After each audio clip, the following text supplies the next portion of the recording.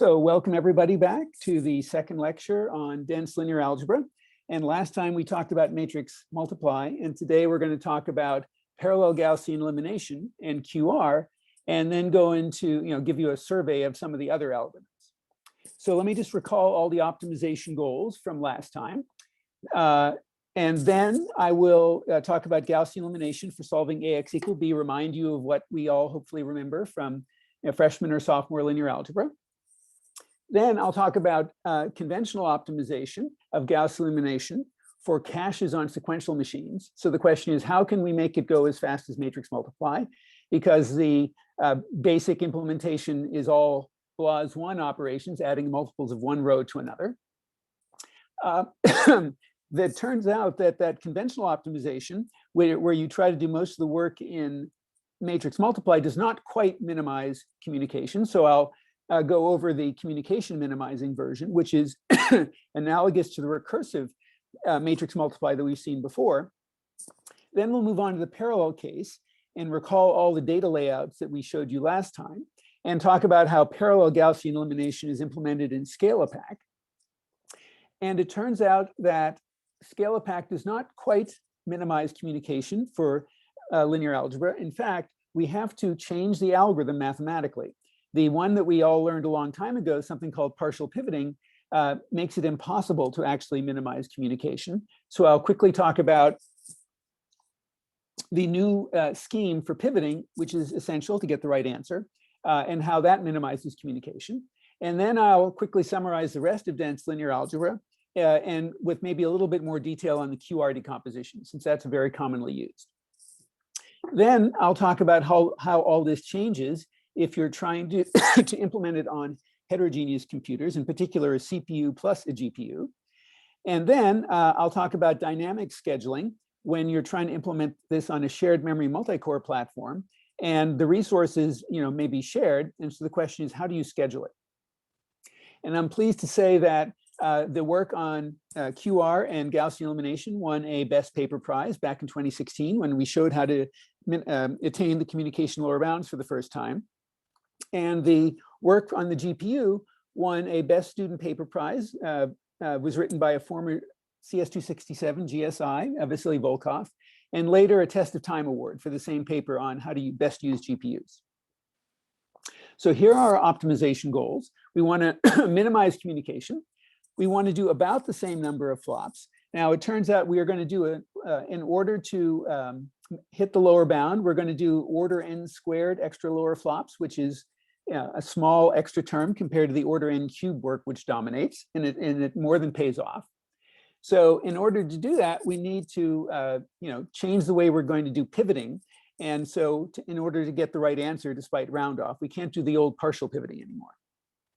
So these were our sequential communication goals from last time. Just to remind you, this is what we wanted to do for matrix multiply. And so the question is, how close can we get to these lower bounds for Gaussian elimination? This says the number of words moved is lower bounded by the number of flops divided by the square root of the cache size. And the number of messages is cache size to the 3/2. And so, and just again to remind you, what are the goals for parallel matrix multiply, which we hope to attain for parallel Gaussian elimination? The number of words moved between processors was lower bounded by n squared divided by the square root of the number of processors. And the number of messages was the square root of the number of processors. And that was using the least amount of memory. So one copy of all the data. And we also had this goal in matrix multiply where we could use extra memory, C copies of the data, in order to improve both the number of words moved and the number of messages. So we will see how to attain the lower bound with minimum memory. And I have a question mark here because we were unable to attain the lower bound on the number of messages for Gaussian elimination. And we tried and tried. And what do you do when you try to attain, develop an algorithm and you can't do it? You prove a new lower bound that says that the best you can do is actually, hits a formal lower bound. So it turns out that for LU and QR and other algorithms, which obviously have more restrictions on the order in which you can do the operations, matrix multiply, you have total freedom in the order in which you do all those summations. If you have C copies of the data, the number of words moved does go down by a factor of the square root of C, but the number of messages will go up by a factor of C, square root of C, excuse me, square root of C in both cases. And so C is therefore a tuning parameter. And depending on your problem size and the number of processors and all of that, you may choose to use some different number of copies. And I'll have details on that later. And as I mentioned, we have to change the algorithms in order to replace partial pivoting, because we can't hit these lower bounds doing classical partial pivoting. So let me just take a few slides and remind you of classical Gaussian elimination. And my goal is to start with the freshman or sophomore version and turn it into just 3 lines of code. And from those 3 lines of code, we'll be able to reason more easily about how to optimize it. So what do you do in Gaussian elimination? You take the first row of the matrix, add multiples of it to the later rows to zero out the first column. Then you take the second row, add multiples to zero out the second column, and so forth. And so we have these 3 nested loops. And so for each row, I goes from 1 to n minus 1. We'll add multiples of it to the later rows, and the multiple will be chosen to create all these zeros. Okay, so let's simplify this. And I'm just going to have a sequence of simplifications. And so the first thing we're going to do is, so I've written the code here, and I don't want to do this, compute this multiplier every time in the inner loop. I just want to compute it once because it's going to be used over and over again. So let me call this ratio here m, and I will store that and use that as the multiplier.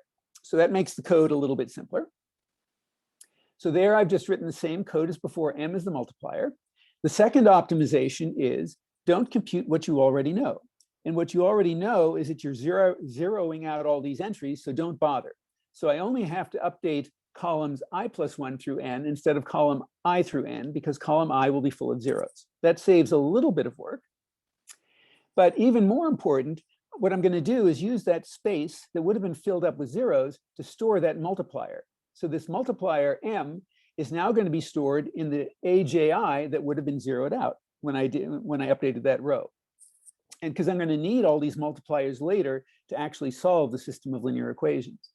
So now, what does the inner loop look like? I hope you can see that it sort of smells like matrix multiply. So what are the subscripts? Well, there's AJK, JI, and IK. That's sort of the same pattern that came up when I was multiplying 2 different matrices. And that similarity is what we're going to use to eventually convert this to a matrix multiply operation. So there's the code again, where where I store the multiplier in the entry that would have been zeroed out and use it to update the following rows. And I'm just going to split this loop. So I'm going to compute all the multipliers first, compute them all first, and then use them. So now in these 2 nested loops, it's beginning to look even a little bit more like a matrix multiply. Okay, so there's the nested loops that I had before. And I want to observe that each of these loops for J and for J and for K are actually just BLAS calls. They're really 1 line of code. And so here is the picture of what I'm computing, and here's the code. Let's look at the picture first. After I steps, I finished computing all of these rows, and I'm going to call those entries U, where U is a part of an upper triangular matrix that I'm computing. I'm going to use that later. And here are the multipliers that I'm finished. And so what do I do inside? I take all of these entries that I would be zeroing out, and I divide them by the diagonal entry. That's a BLAS1 operation, just scaling a vector by multiplying it by a scalar. And then I take that number, multiply it by that number, and subtract it from that number. That's a rank 1 update, and that's a single call to a BLAS2 operation. So that is my 3 lines of code, and which I've repeated up here. And the fact, the mathematical fact, which I won't prove, that says what we've computed is the following matrix factorization. So let's call the set of multipliers that I've computed, they're all living strictly below the diagonal, M, and let me implicitly define a matrix L with 1s in the diagonal. So I don't actually create this matrix with 1s in the diagonal, the 1s are just implicit. And the upper triangle of the final matrix is called U for upper. And the theorem says that what I've actually done is I've replaced my matrix A with a representation as a product of 2 matrices, L times U. And that's what we're going to use in order to solve AX equal B. First, I run the algorithm I just showed you. That's the dominant cost. It costs me 2/3 n cubed roughly. Then I do a triangular solve, Ly equals B, using the L that I've created, solve for Y. Then, given Y, I solve Ux equals Y for X. And these are just two cheap triangular solves costing me order n squared. And if I plug in A times X, I can confirm that A times X equals B, which is the set of equations that I wanted to solve. So the question is, how do I make this first line of code, the 2/3 n cubed, go as fast as possible? And so here's a little picture in what I've done. I've taken the original input square matrix and I've written it as a factorization of L times U. So here's the basic code, and it has two problems. So the first one that we need to fix is that what I'm taking this diagonal entry and I'm just going ahead and dividing by it. I haven't checked, for example, it could be 0. Something could go wrong, or it could be very, very tiny. And if it's very tiny, I could get a very unstable answer. And so I need to do something different. And the answer will be pivoting. I'm going to reorder the rows to make sure I don't divide by a tiny number. And the other obvious problem from the performance point of view is that I'm spending all my time in either a BLAS1 operation or a BLAS2 operation.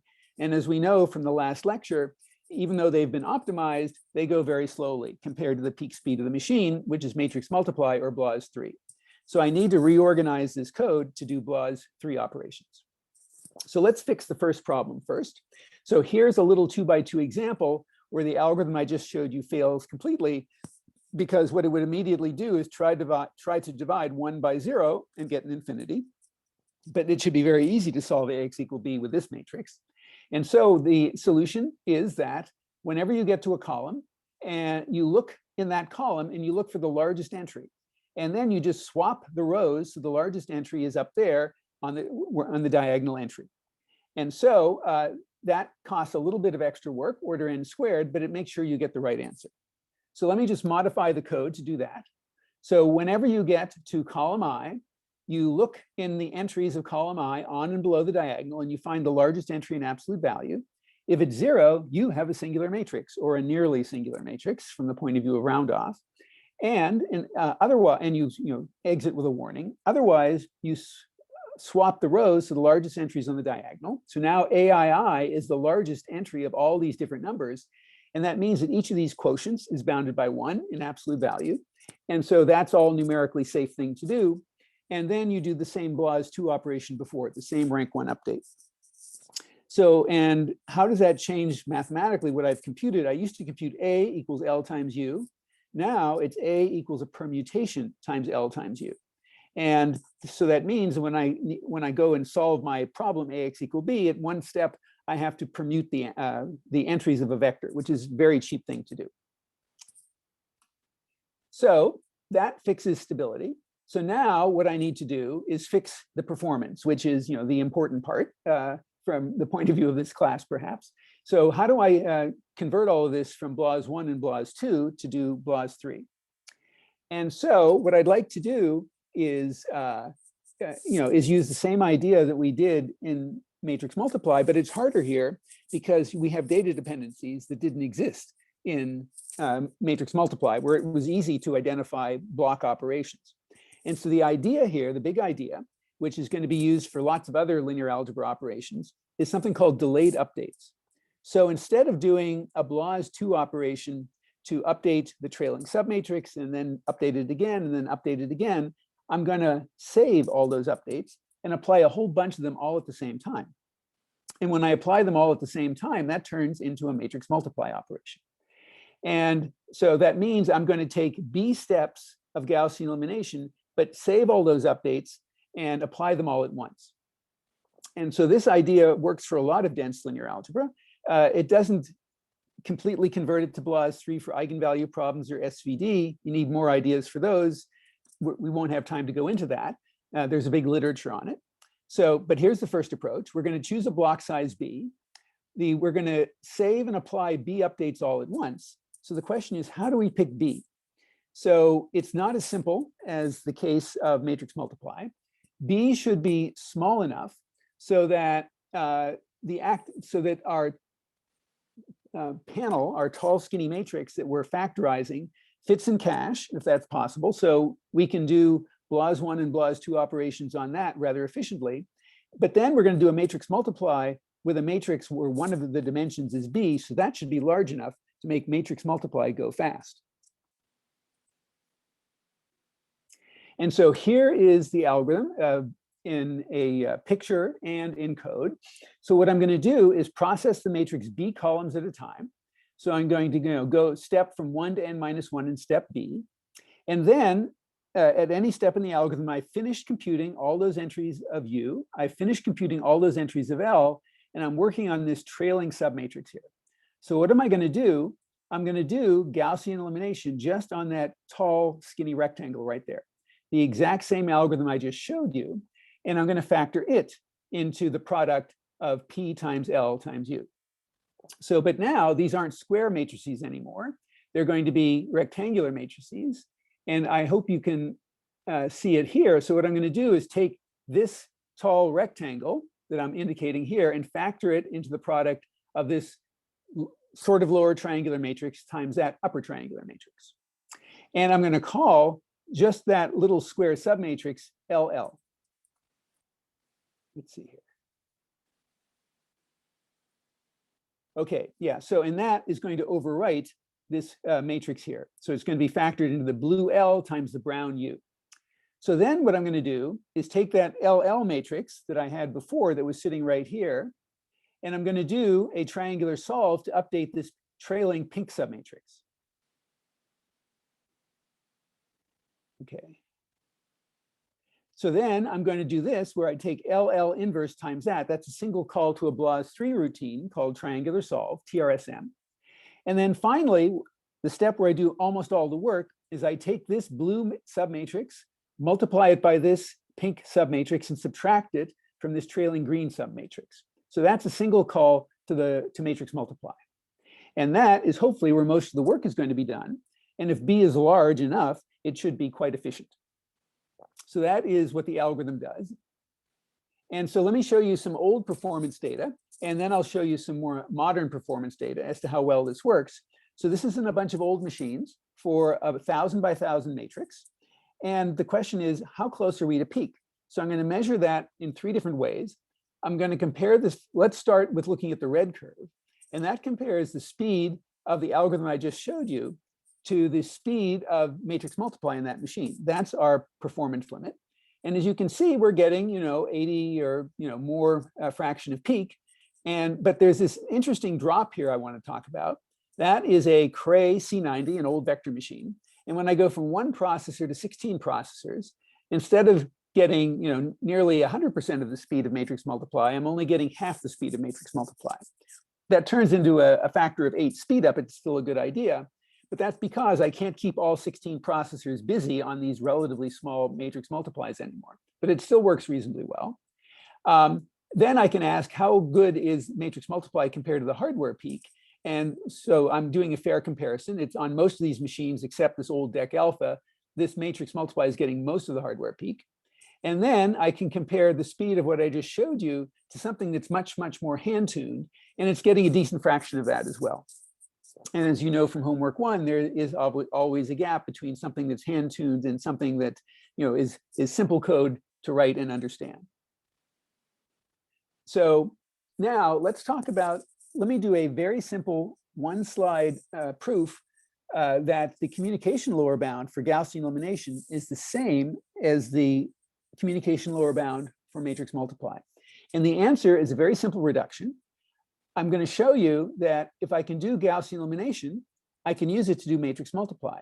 And so the very simple matrix to try it Gaussian elimination on is this one here. And here's the answer. And you can see that if I do Gaussian elimination, I have to do a matrix multiply of A times B. So if I have a lower bound on the communication cost of A times B, that's automatically a communication lower bound for Gaussian elimination because it's doing the same operation. So the question is, does that algorithm I just showed you minimize communication, where I did that sort of blocking trick? And so here it is again, just to show you what it does. And here are 3 cases. If the matrix is large enough, if it's so big that you can't even fit 1 column into fast memory, then indeed it is optimal. It hits the lower bound. And the optimal size is simply pick B equal to the square root of M, the same as you do in matrix multiply. And you spend almost all your time in this matrix multiply right there.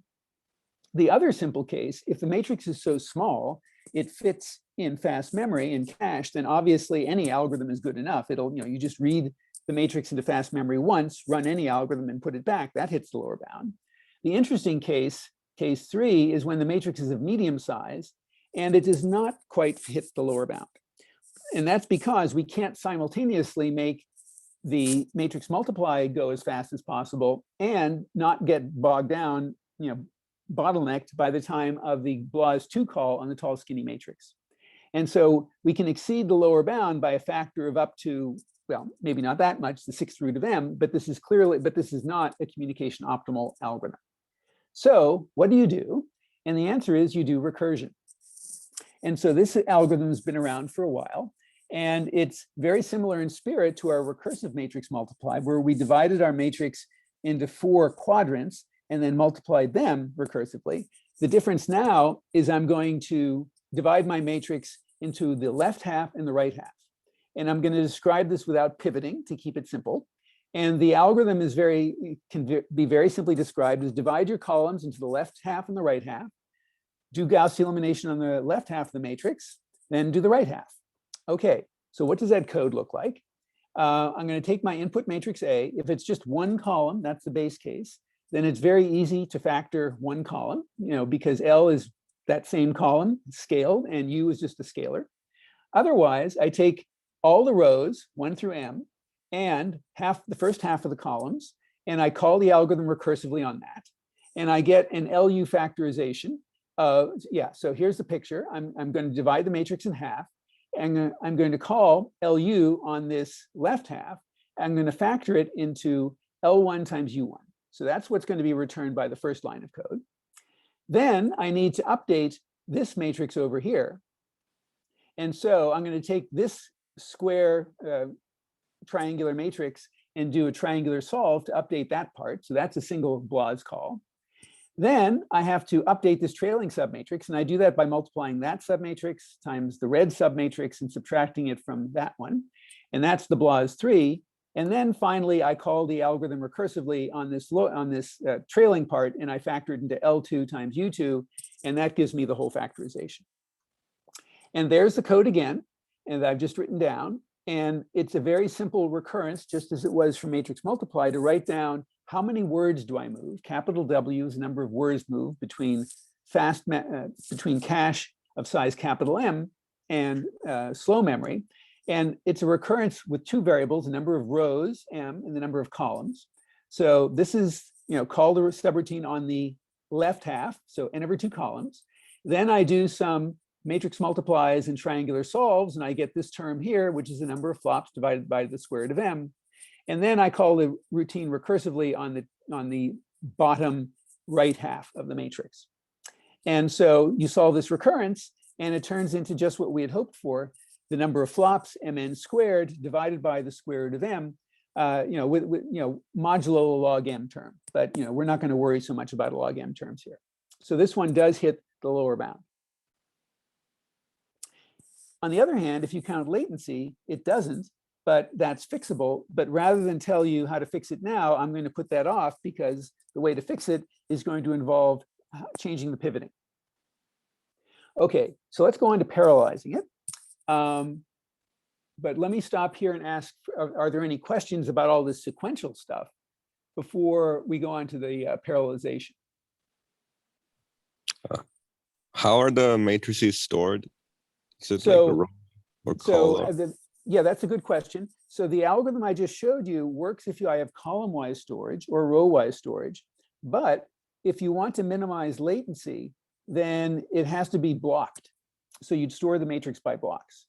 And there's some literature on how to do that. But I'm going to put that off, because it's better to change the pivoting, to understand how pivoting works first. Anything else? Thank you for the question. Okay, so now we're going to talk about how to parallelize it. And there's sort of 4 steps we're going to go through, which is the same for parallelizing any algorithm. I just want to remind you. We want to identify what can be done in parallel.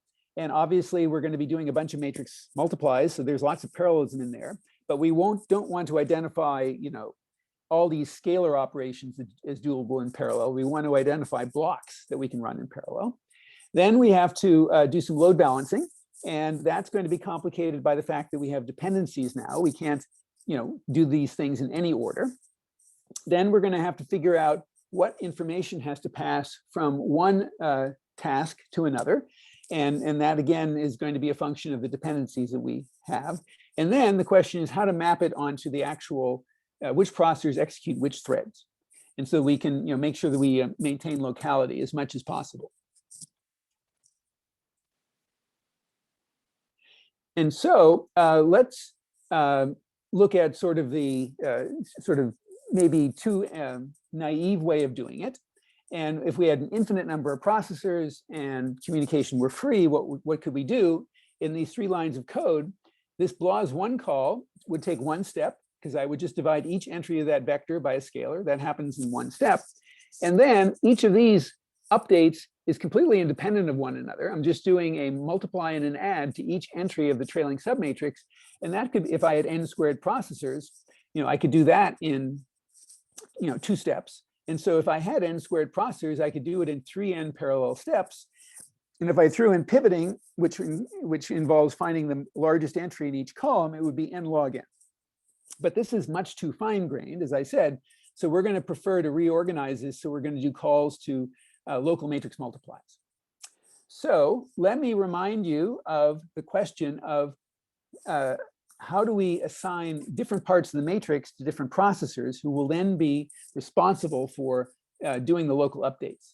And so we had this picture last time, and I just want to remind you why we eventually agreed on this data layout in the bottom right corner. If we use this one, this had bad load balancing because Gaussian elimination is processing the matrix from left to right.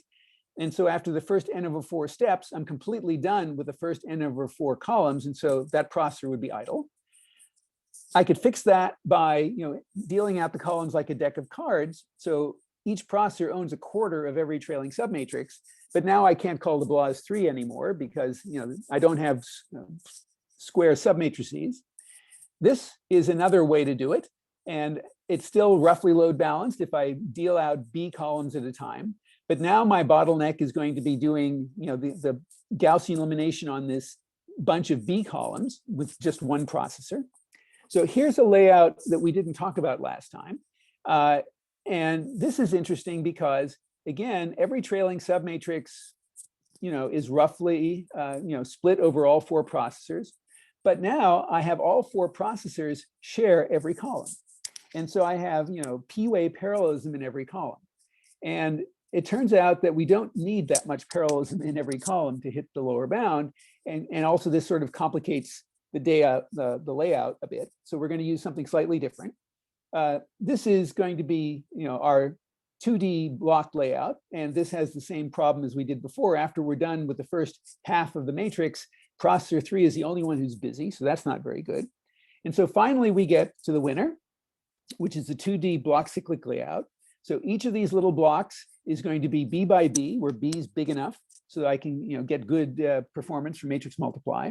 And every trailing submatrix is going to be load balanced. And if I look at any column, every column is owned by the square root of P processors.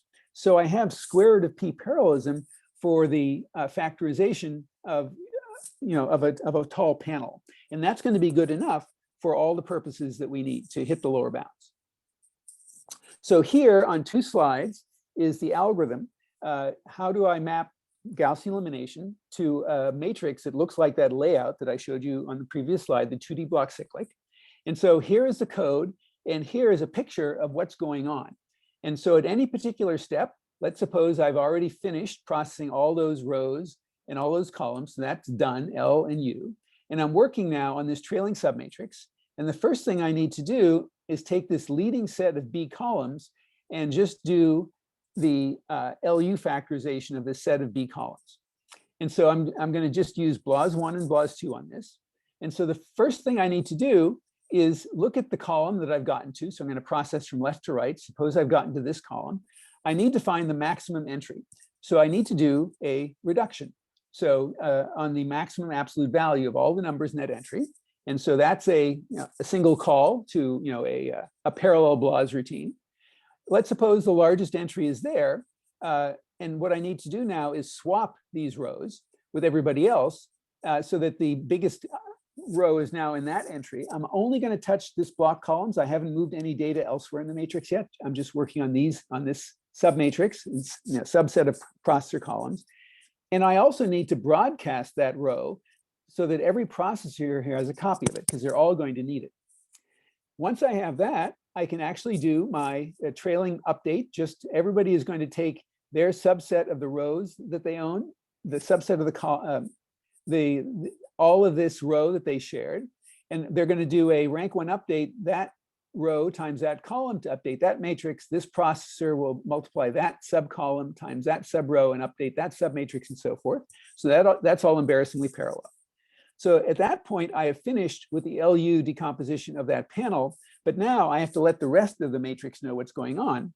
So I have to do a broadcast to let everybody know what swaps I've made, what permutations I've made. So this represents the fact that every processor is going to broadcast to its neighbors in its processor row its permutation. Then everybody is going to do another swap of rows with their neighbors, above and below in each processor column. So now all the rows are consistently ordered again. So fine. So now this is all consistently ordered. I now need to update this trailing submatrix. So this processor will broadcast its little matrix that I called LL before, all to the right. So everybody here will get a copy.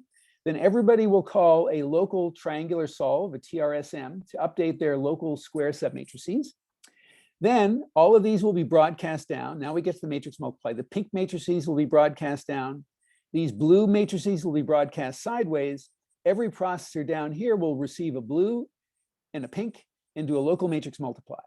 So that is where most of the work is going to be done. So, and that is written over here. Okay. So let me show you what the performance is for doing this. And I'm going to present the data in an analogous way that I did for matrix multiply. So this is a slide just to remind you of the notation that we showed before. And so what I'm going to do is take a whole bunch of different machines, old machines, I'll have new ones in a moment, and I'll have a bunch of different dimensions of the problem, 2,000, 4,000, and so forth, and different numbers of processors. And I'm going to, and what I did last time is I compared the speed of parallel matrix multiply to the speed of a perfectly sped up matrix multiply, P times the speed of GEM. And what I saw was I got a decent fraction of the peak speed of the machine, at least about a half. And for a fixed problem size, if I use more processors, then I had more communication overhead. This efficiency went down.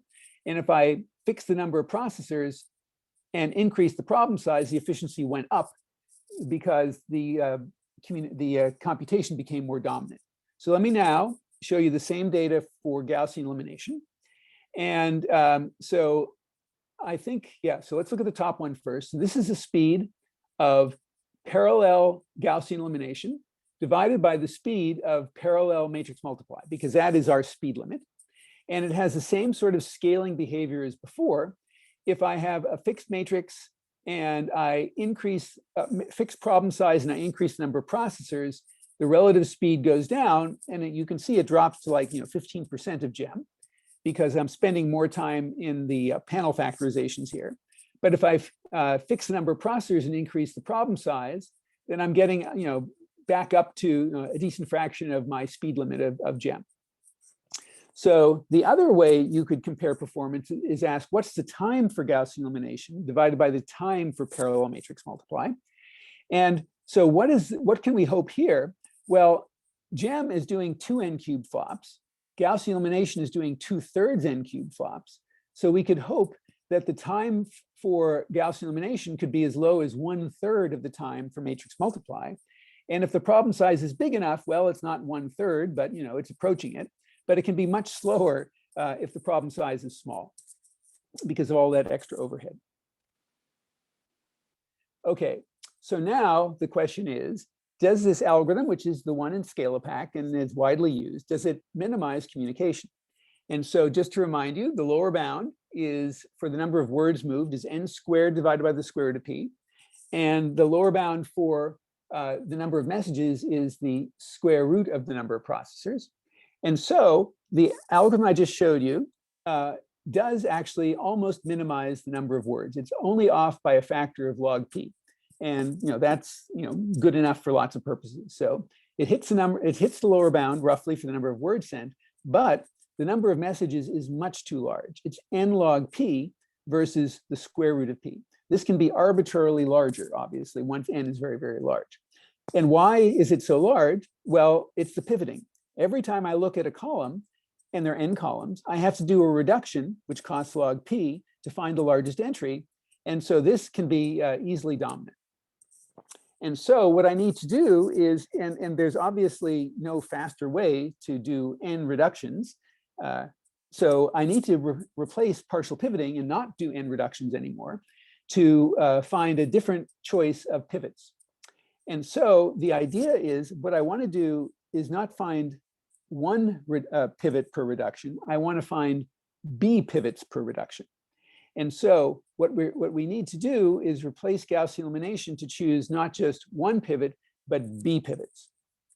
And this has been explored in various ways. I'm going to show you the one that seems to work very well, for which we have also a proof, if you're interested, that it does attain numerical stability. And so we're going to call this tournament pivoting. And by analogy to how sports tournaments work. And the idea is that we're going to start, let's suppose that I have this tall skinny matrix, it's n by b, and I want to choose b pivots by doing one reduction. And so what I'm going to do is run a tournament where I'm going to choose some winning rows at every step and run a tournament to pick the best rows overall. So here, if you like, are the quarterfinals. I'm going to take all the rows in W1. So this is an n over 4 row by B matrix owned by processor 1. I'm going to run Gaussian elimination with partial pivoting on it, the classic algorithm. And I'm going to choose the B best pivot rows that would have been chosen by Gaussian elimination. So the first B rows, and I'm going to call them W1 prime. So this, and I'm going to do the same thing for the next n over 4 rows, next n over 4 rows, and the next n over 4 rows. So by the time I'm done, I have 4 B rows that are all candidates to be the best B rows of all together. So now I get to the semifinals and I do some communication. I take the best B rows from team 1, the best B rows from team 2, put them together and run Gaussian elimination with partial pivoting again. And I'm going to choose the best B rows from them and the best B rows from them. So now I've gone from 4B to 2B. And here are the finals. I take the best B rows from that team, the best B rows from that team, put them together and do one more step of Gaussian elimination with partial pivoting, and I pick the best B rows from those. And those are the rows I'm going to use to go back and do Gaussian elimination. And so what I do is I go back to W, which I've been very careful not to overwrite, move all those B rows to the top, and then do Gaussian elimination with no pivoting at all. So I just do, basic BLAS and operations, and this all runs at full speed because I've done all the permutations in one step. And as I said, there's a paper, where there's some numerical analysis required to show that this is numerically stable. We don't pick the same answers as classical partial pivoting, but it still satisfies acceptable error bounds. So here is another way to describe what I just did, which I said was a tournament. And basically, I'm just running a reduction operation where the reduction operation is Gaussian elimination with partial pivoting. So I take the initial 4 subsets of rows, I do Gaussian elimination with partial pivoting, I pass the B rows up the chain, up the tree, until finally I get the best B rows at the top. And so this is a simpler way to describe what I did before. It's just sort of map reduced with Gaussian elimination and partial pivoting. That's the parallel algorithm. What about the sequential case?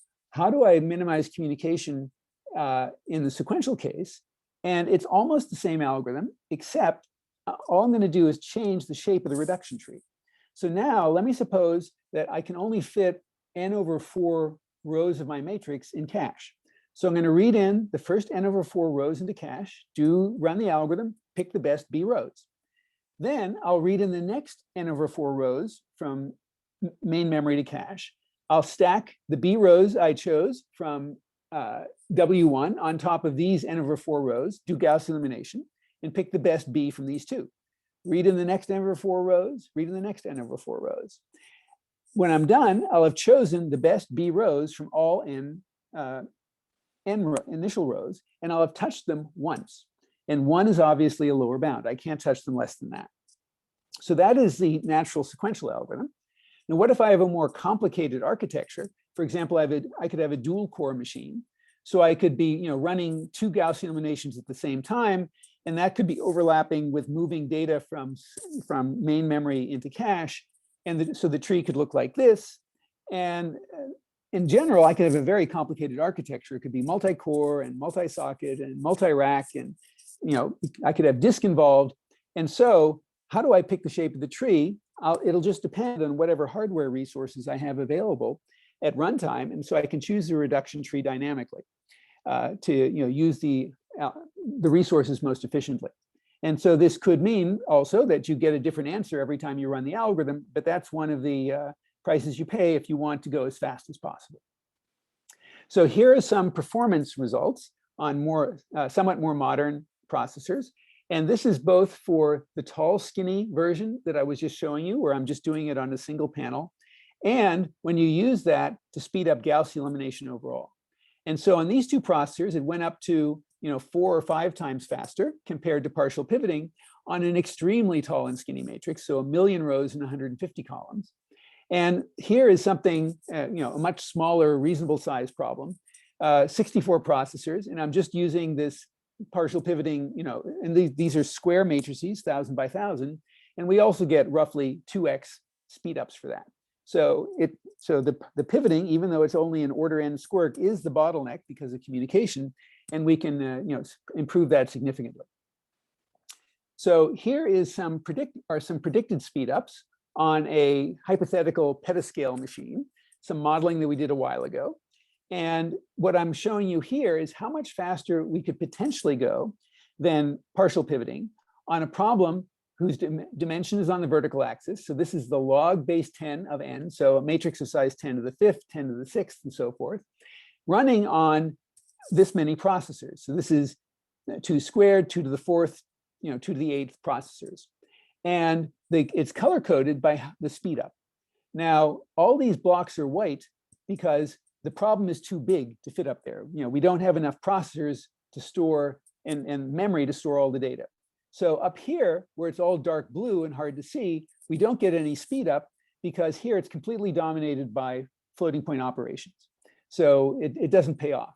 The big speed ups here, which you can see can be quite large, up to a factor of 80 or so, happen when I have a very, very, a small matrix on a very large number of processors. And in that case, the communication is the bottleneck, and you can get potentially very large speedups. And so, this would be an interesting class project. This was just a, using our models, and but trying this on a real machine on Cori would be an interesting thing to do. So it turns out that this idea is exactly the same idea for doing the QR decomposition, for solving least squares problems. It's almost the same idea in the sense that we're still going to have a reduction tree, and the reduction tree is now going to be doing QR instead of LU at every step.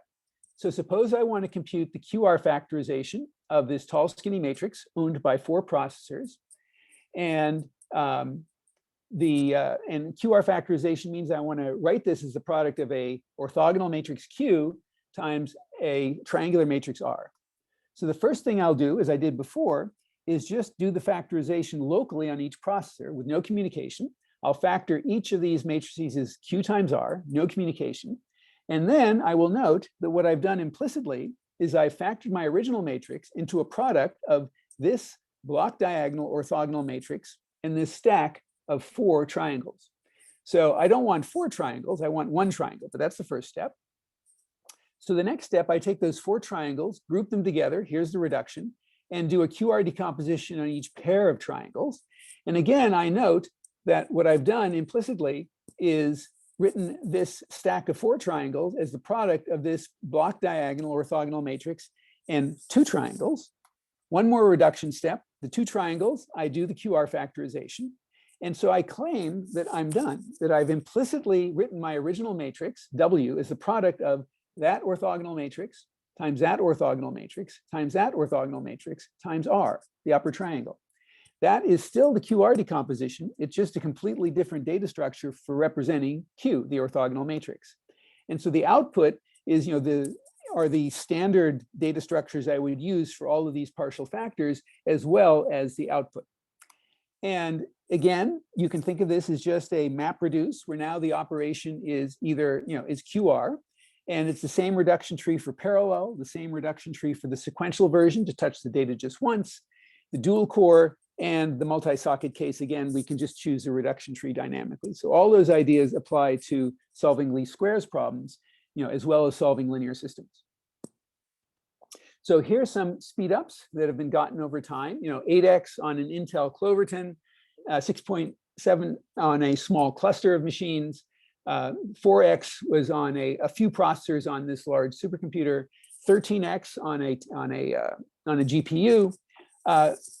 What is the grid? A grid is a bunch of cities connected over the internet, and where they're communicating with one another that way. In that case, you can imagine the communication time is very, very large. But here on this large matrix, the speed up was a factor of 4 on 4 cities. So it sort of hid the communication cost entirely. We got perfect speed ups.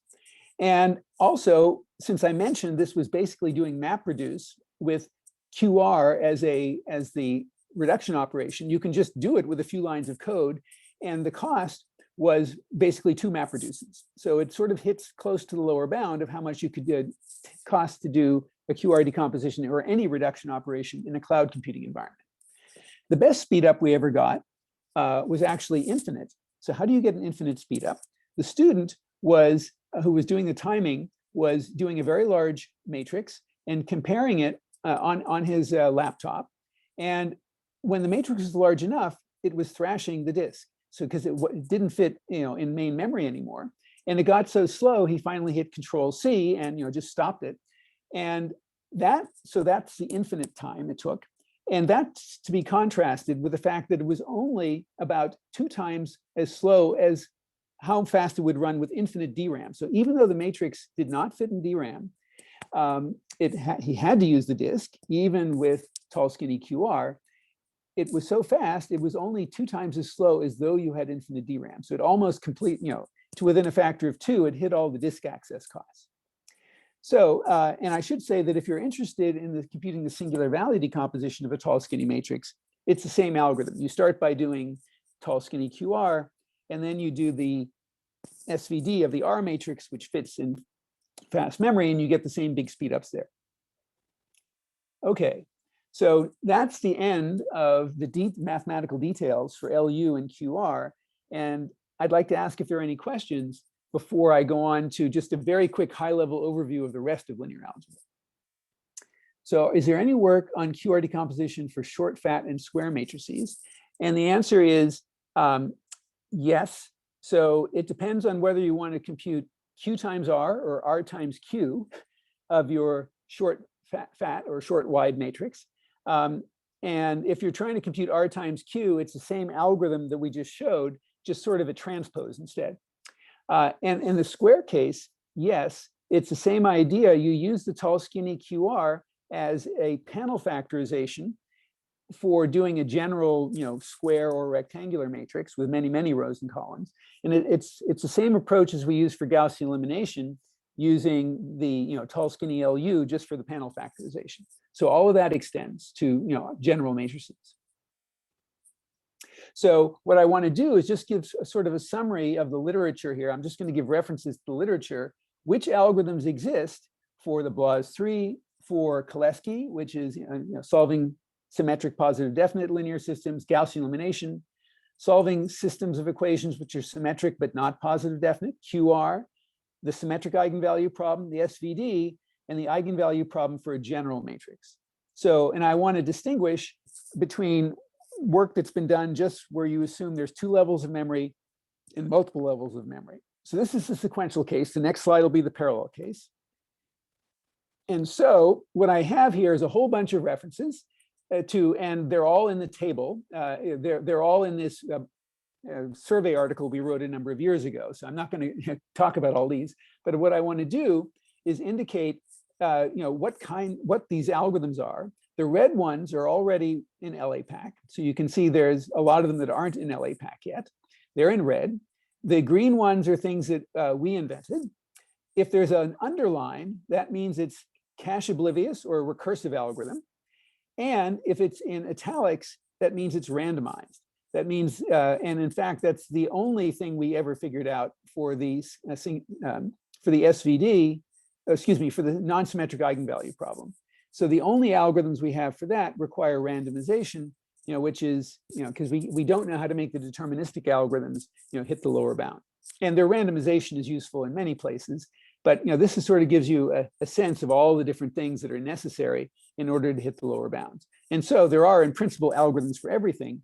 Some of these are only of, let's say, theoretical interest because, even though they're order n cubed work, the constant there is much larger than the classic algorithms.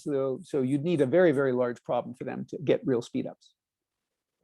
And here is a similar summary in the parallel case when we hit the lower bound. And now, of course, this is assuming that we have a minimum memory per processor. And so, and again, there's what's in Scalapack now. And you can see Scalapack is pretty good at minimizing the number of words, but it does not minimize the number of messages for the reasons I gave. Pivoting prevents that, partial pivoting prevents that. And again, there's some randomized algorithms shown in italics and so on. And so there's lots of class projects here. If you want to pursue, doing any of these, we have an ongoing NSF project to upgrade LAPACK and Scalapack. And so there we have a lot of work to do. So then the question is, and I mentioned this before, can we do better by using C copies of the data? And just to remind you, this is what we could do for matrix multiply.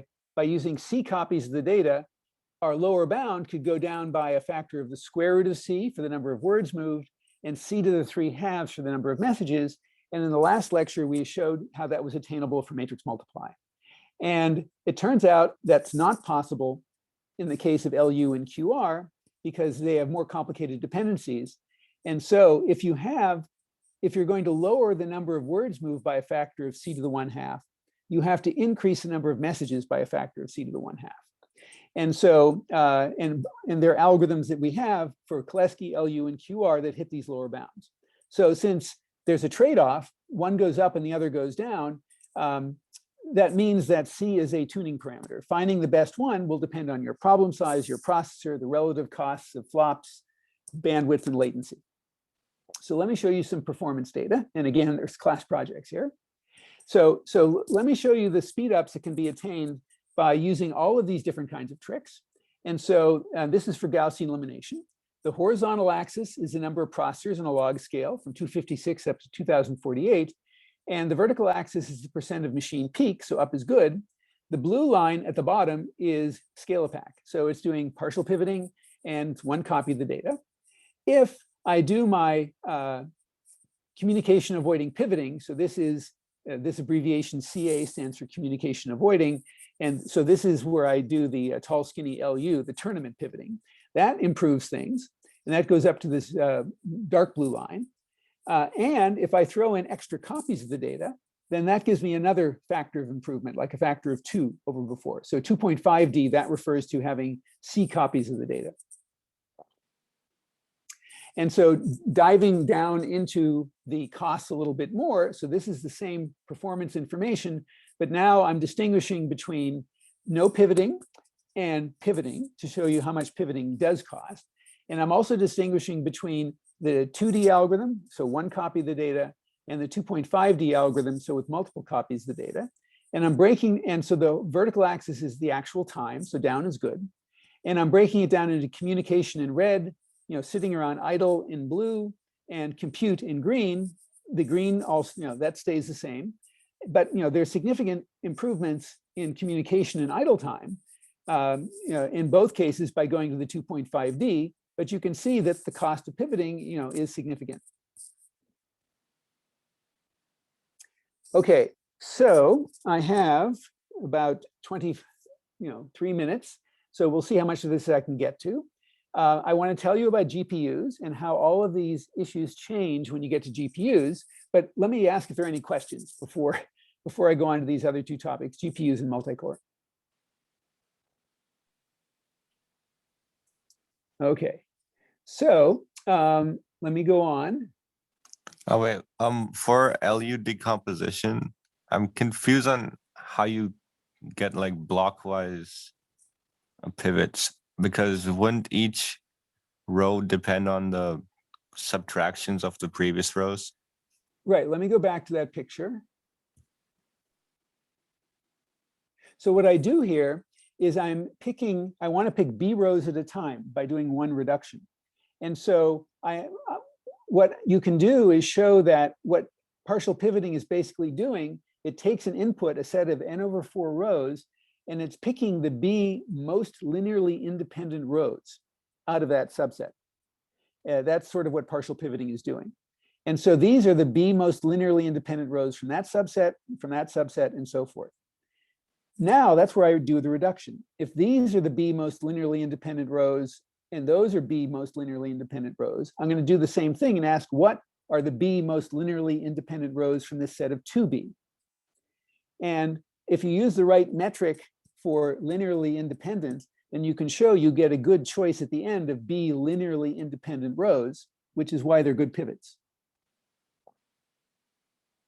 Yeah, there's a lot of numerical analysis here that I'm glossing over, but I'm happy to give you a pointer to the literature. Sure, yeah, that would be nice. Thank you. Okay, yeah, please send me email and I'm happy to give you pointers. Any other questions?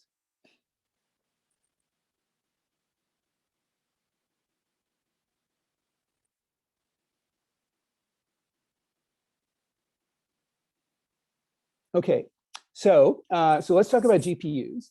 And this work I'm going to show you is a little bit old, but it's still very timely. You'll see why. And so the question is, if I have a heterogeneous platform, how do I divide the work between the different platforms? Because they have different capabilities. And as we'll see in the case of dense linear algebra, if I'm doing a BLAS2 operation or a BLAS3 operation, I might want to do them on different platforms. And this was, challenging when we first attacked this problem, and it's, even more challenging today as things become more heterogeneous.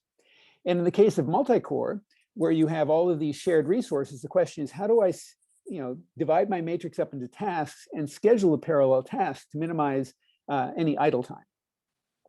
So this literature, this presentation is going to be taken from a paper written by a former CS267 GSI named Vasily Volkov, who now works at NVIDIA.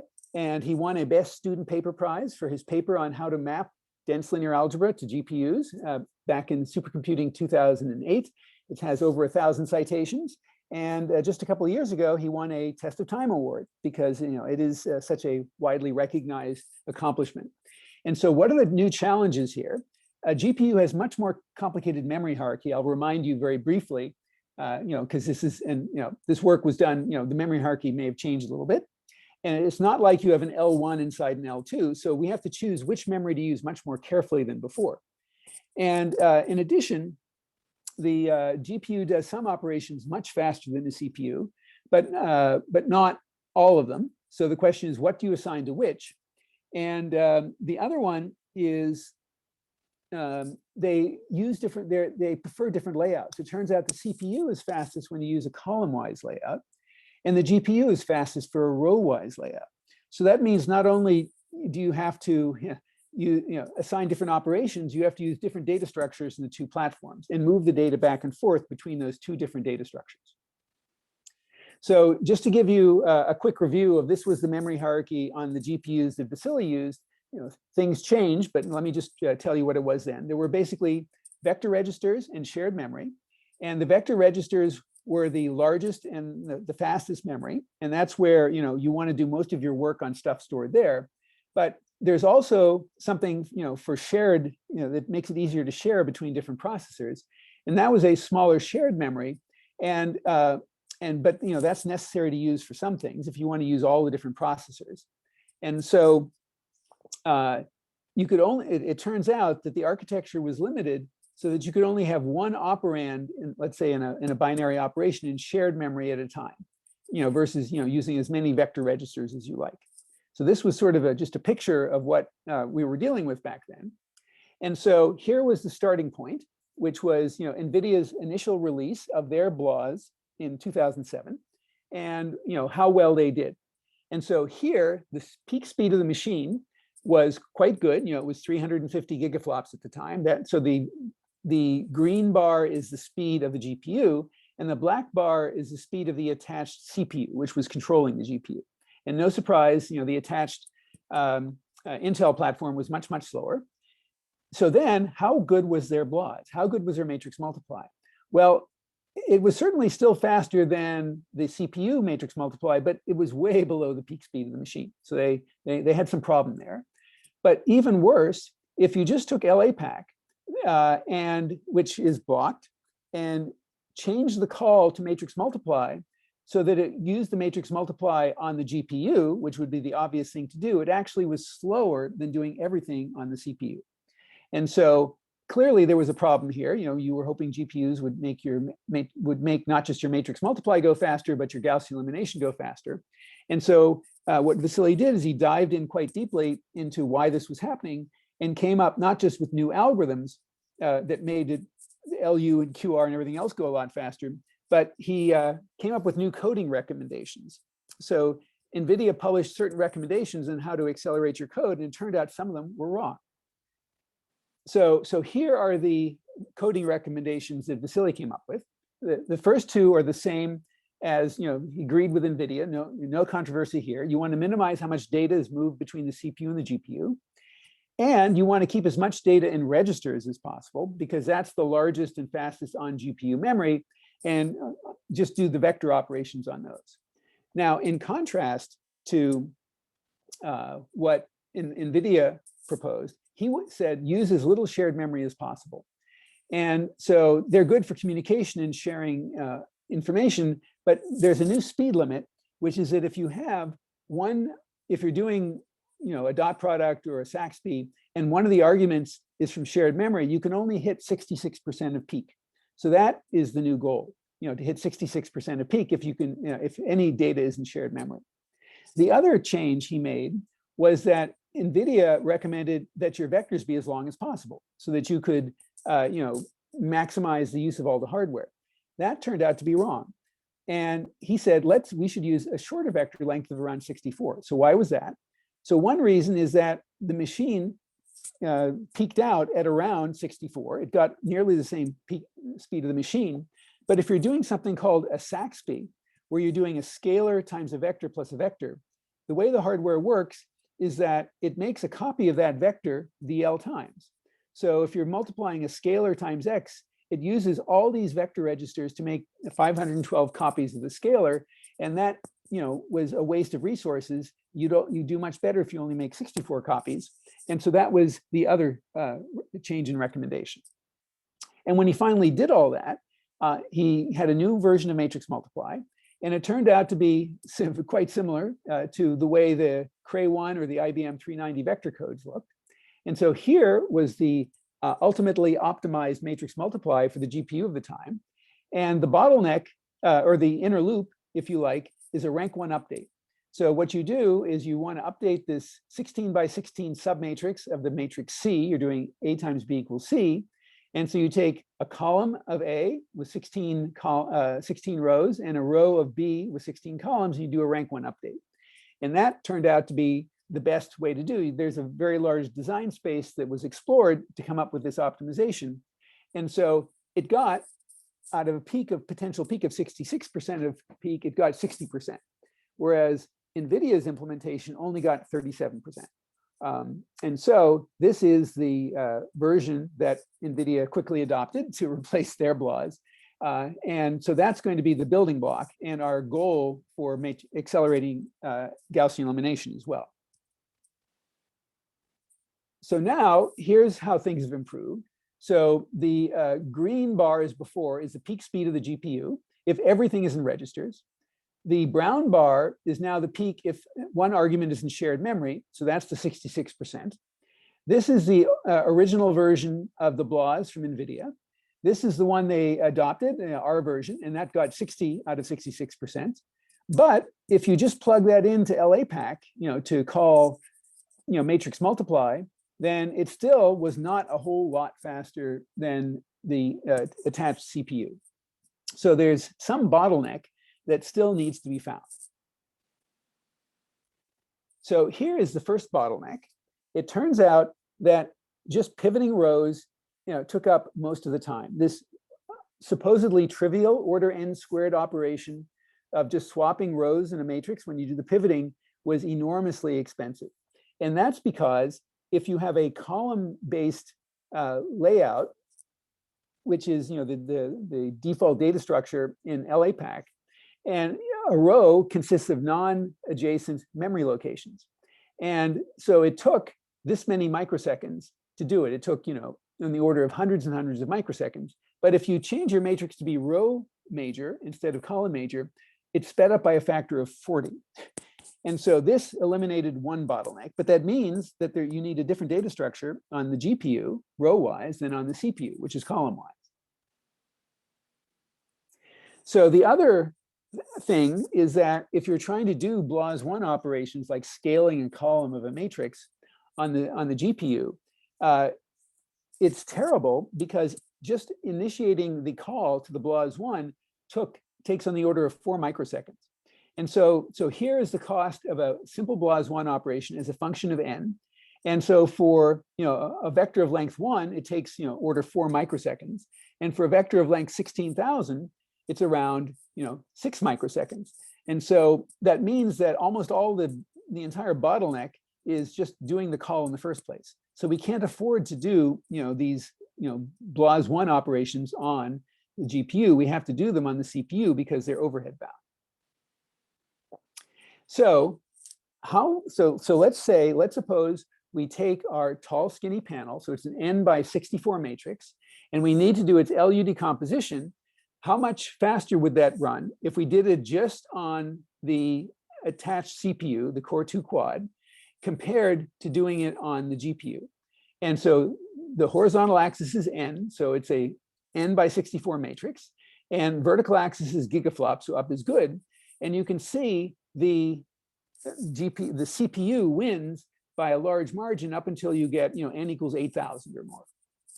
So this tells us that we really want to spend our time from matrices of at least up to size 8,000 or whatever, and do all these operations on the CPU and transfer them back and forth. And so that means we're going to have a whole bunch of extra communication, but we're going to see that it's going to pay off. And so here is the overall design. So we're going to use the GPU only for matrix multiply, not for BLAS1 or BLAS2. We're going to do the panel factorization, the tall, skinny LU decomposition in the CPU. We're going to overlap the CPU and the GPU. So the GPU is going to be doing the matrix multiply using the last panel, while the CPU is factoring the next panel. We're going to have to repeatedly transpose the matrix on the fly to use the row major layout on the CPU and the column major layout. So row major on GPU and column major on CPU. And so we're going to convert back and forth on the fly. We still want to update the U matrix on the GPU. That was a call to triangular solve with many right-hand sides. It turns out the GPU doesn't do that so well, even though it's a BLAS3 operation. So it turns out the right thing to do is to take this triangular matrix, invert it explicitly on the CPU, send it to the GPU, and then the GPU just does a real matrix multiply by L inverse. That changes the numerical algorithm. And so for stability, the CPU needs to confirm that this isn't too large, the norm of this L inverse matrix, but that's hardly ever a problem. We've been talking about using constant size B columns at a time for the panels. It turns out that's actually a tuning parameter. You should use different size panels at the beginning and the end. And so that also helps things speed up. And if you have 2 GPUs instead of 1 GPU, then there's yet more complications than how to do the layout, but you can do it so that you can use both GPUs fully. So when you finally put that together, what happens? So the vertical axis is gigaflops, and the horizontal axis is dimension on a log scale. And so this shows you how fast we're going compared to the just pure CPU code. So they're all, 2 or, or more or 5 times faster. And it's also getting close to 50% of peak on these two platforms. It's not the same as doing it purely on the CPU, which gets 78% of peak, but we're getting a decent good fraction of all of these. And this is true for QR, for Cholesky, and for LU. And let me skip this slide. So here's the timing breakdown. And so as the problem sizes get larger and larger, and so by the time the problem is large enough, you're spending almost all the time on the GPU. There's some time spent on the CPU-GPU overlap, and the red at the bottom is the extra overhead from moving data back and forth between the CPU and the GPU. And so by the time the problem gets large enough, you're spending all your time on the CPU. And for smaller problems where it might not be worth using the GPU, then there's more cost associated with the transfer and so forth. Okay, let me skip this slide as well. And so here is the final story, is that here's the peak speed of the machine if everything is registers. Here's the real goal where it's 66% of peak because we're going to use shared memory. Here is the implementation of our matrix multiply, which is now in the Kublas. And it is also getting 60% out of 66. And here is the speed of GETRF, which is which is Gaussian elimination, and it's getting a good fraction of the peak speed of matrix multiply. Okay, so that is the end of GPU story, and I do want to take a few minutes to talk about scheduling on multi-core, but let me stop here and ask for any questions.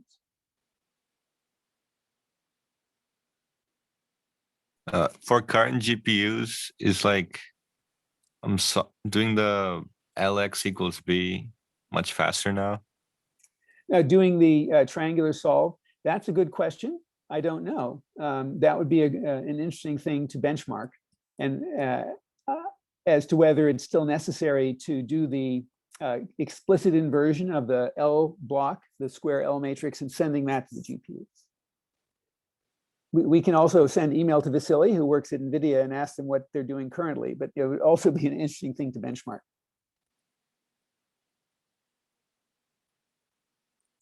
Thank you. Any other questions? Let me go on. So here, the idea, and this is now, this is a technique that's now been incorporated into OpenMP 4.0 for not just linear algebra, but for a very wide class of algorithms. The idea is that you want to describe your algorithm as a directed acyclic graph where edges represent dependencies and the nodes represent, let's say, subproblems that you need to solve. And so what we're going to do is represent our problem as this DAG, where this is going to represent, let's say, one matrix multiply of one submatrix. This is a different submatrix. And the question is, how do we schedule all of these subproblems, these smaller matrix multiplies, on a multi-core machine in the most efficient way? So, because we want to keep all the processors busy. And we're going to use, as an example, Cholesky as opposed to Gaussian elimination, because it's sort of simpler not to have pivoting. And so here is the code that I'm going to use. And it's basically Gaussian elimination without pivoting. And so, but let me go on to the next slide and show you what the tasks are that we're going to be scheduling. So this first line of code is a loop, which basically just takes the squares of all the entries in this row and subtracts them from the diagonal entry. And so that's going to be statement S1 in our DAG. And of course, this occurs for many different values of K and N. So that statement is parameterized by the two loops indices in which it's embedded. Then I take the square root of that entry once I finish computing the diagonal entry. So that's S2, only depends on K. Now I get into the matrix multiply-like part, and where I'm going to take that number times that number and subtract it from that number. That's statement S3, which depends on 3 parameters, because it's sort of the matrix multiply-like inner loop. And then I need to divide by the diagonal entry, and so that is going to be statement S4, which is parameterized by which column I'm in and which row I'm dividing by. And so I can think of this Cholesky as a DAG with one node for every line of code that's ever executed. And since I'm doing n over cubed divided by 6 floating point operations, my DAG is enormous. It has n cubed over 6 vertices in it. So this is not something I want to schedule. That would, the overhead of building this DAG would completely dominate doing the arithmetic. But what I want to do is think of now this is a block operation. And so instead of doing each of these operations on scalars, I'm going to do them on B by B blocks and try to schedule those. So this first one up here, this used to be a scalar times a scalar. Now it's a matrix times its transpose where I subtract. So that's a Blaz operation that I need to schedule on some processor.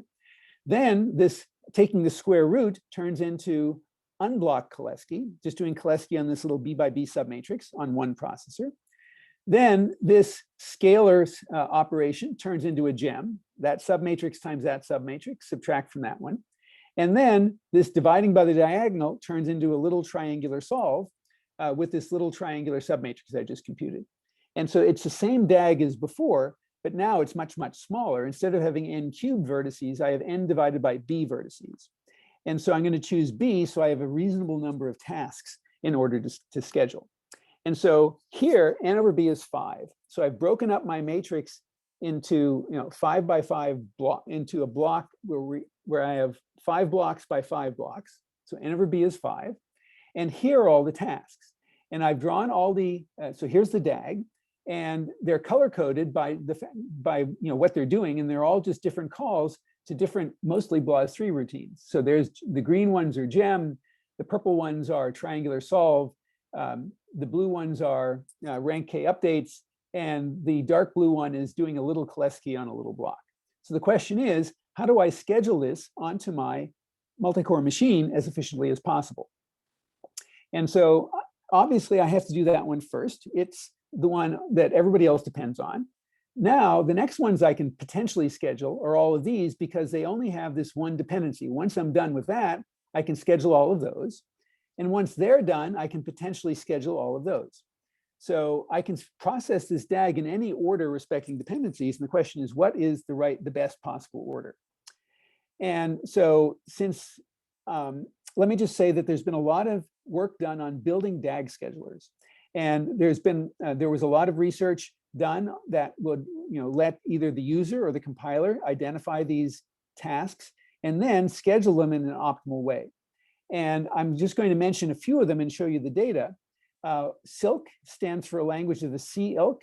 It made it easy to do this for C code. It was invented by Charles Leishman at MIT and acquired by Intel. SMPSS was another one done by the Barcelona Supercomputer Center. Plasma is yet another one where the programmer was responsible for identifying all the subtasks as opposed to the compiler modification. But all of this was eventually adopted in OpenMP 4.0. So all of these tools, the best work was finally adopted because it was so popular. So this was back in 2013, and so now you can use this for any code that you like. And so let me just show you some performance comparisons. And so the horizontal axis is time.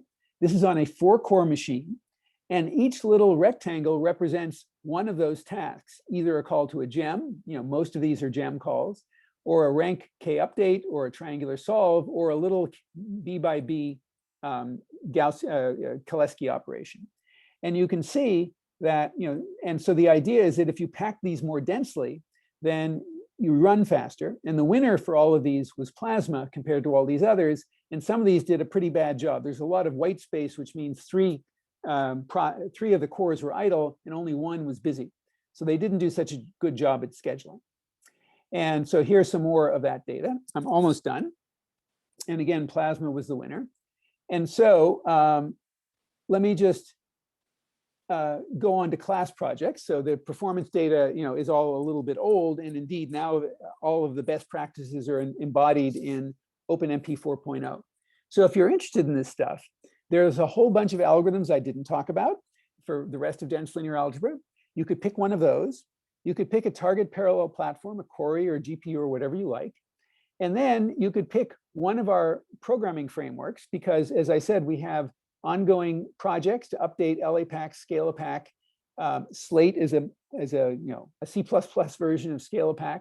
And there's many other programming platforms that people are interested in. Spark, we've done experiments with Spark.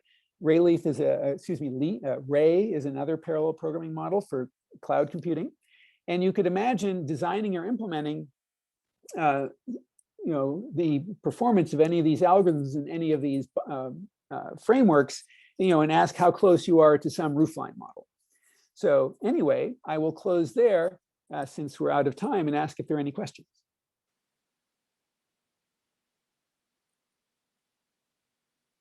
Would the project be like improving LAPACK or just So- profiling it? So I think that profiling would be part of anything, but I would hope that we could actually choose some of these new algorithms and implement them and see how much better they are on what kind of platform, presumably a parallel implementation. So for example, Slate is a C++ version, and we have collaborators who work with at the University of Tennessee with Jack Dongera, who are working on that. And they have, partial implementations of some of these, and it would be interesting to try, some algorithmic variations. So is there a list of ones that aren't implemented yet? So the picture that I had before, a table, is a little out of date. And so what I would do is, we have regular meetings, with these other folks at the University of Tennessee and so forth, start an email conversation about what are the most likely, things to try next. So I'm happy to facilitate any of those conversations. Yeah, I'd be interested in doing one of these. Okay, great. Please send me email. Yep. Okay.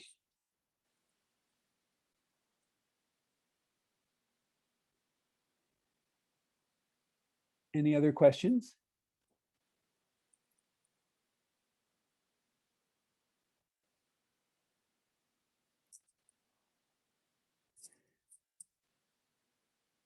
Right, and let me add that we're also working on adding randomized algorithms to LAPACK and ScalaPack and so forth. So there's plenty of work to do in that area as well. And we have regular meetings with the teams to talk about all of this. So there's a community here to engage with.